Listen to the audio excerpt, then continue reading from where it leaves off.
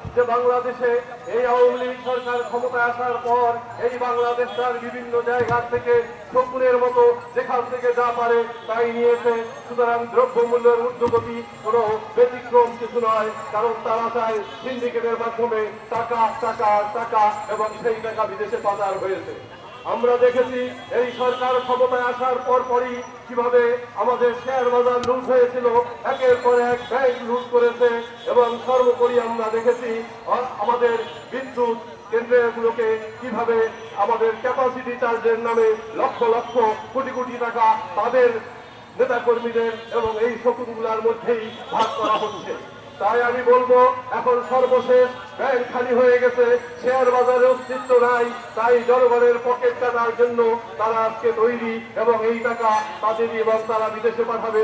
তার জন্য আমরা দেখেছি পেঁয়াজের দাম কখনো 300 টাকা, কখনো চিনির দাম অস্বাভাবিক, কখনো তেলের দাম অস্বাভাবিক, কোনো কারণ ছাড়াই বারবার দ্রব্যমূল্যের ঊর্ধ্বগতি হয়েছে। এবং মুসলিম দেশ হিসাবে বাংলাদেশে রোজাদার যখন বেশি, সুতরাং এই সিন্ডিকেট সামনে রোজাকে কেন্দ্র করে তারা আরো বেশি সিন্ডিকেট তৈরি করেছে, যাতে করে এদেশের মানুষের পকেট কেটে তারা এদেশের টাকা বিদেশে পাচার করতে পারে। কারণ আমরা দেখেছি এদেশের কি পরিমাণ টাকা বিদেশে পাচার হচ্ছে। ক্ষমতার থেকে গেলে ইতিমধ্যে কয়েকদিন আগে আমরা দেখলাম যে ভূমিমন্ত্রী শত শত হাজার হাজার কোটি টাকার সম্পদ ব্রিটেনে, কানাডা। তাই আমি বলতে চাই এদের বিরুদ্ধে শুধুমাত্র এই বিদ্রোহ, এই তাদের প্রতিবাদ এর মধ্যেই সীমাবদ্ধ থাকতে চলবে না। আপনারা দেখেছেন ইতিমধ্যেই একটা গত 7ই জানুয়ারিতে নির্বাচন হয়েছে। এদেশের মানুষ তারেক রহমানের নেতৃত্বে এবং তার নেতৃত্বের প্রতি শ্রদ্ধা রেখে সেই নির্বাচন প্রত্যাখ্যান করেছে। আমরা যদি বলি এদেশের 62টি রাজনৈতিক দল তারেক রহমানের নির্দেশের প্রতি, তার নেতৃত্বের প্রতি আস্থা রেখে এই সরকারকে প্রত্যাখ্যান করেছে। আমরা যদি দেখি সারা বাংলাদেশে 95% মানুষ নির্বাচনে ভোট কেন্দ্রে ভোট দিতে যায়নি।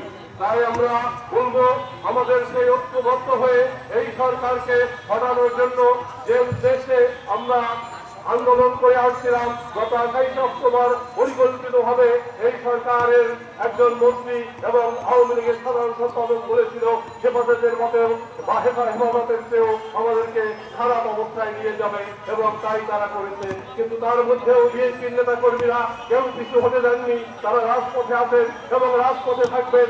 আপনারা তাদের সাথে থাকবেন এবং আশা করি এই অবৈধ সরকারকে হটিয়ে বাংলাদেশে গণতন্ত্র প্রতিষ্ঠা করবে, এদেশের মানুষের ভোটাধিকার প্রতিষ্ঠা করবে এবং একটি জবাবদিহি সরকার যদি এখানে আসে তখনই এই দ্রব্য মূল্যের ঊর্ধ্বগতি আর থাকবে না, মানুষ আর এই কষ্ট পাবে না। তাই আমরা সবাইকে আন্দোলন সংগ্রামে ঐক্যবদ্ধ হওয়ার আহ্বান জানিয়ে আজকের এই বক্তব্য শেষ করছি এবং আমাদের সকলকে ধন্যবাদ জানাচ্ছি এখানে অংশগ্রহণ করার জন্য।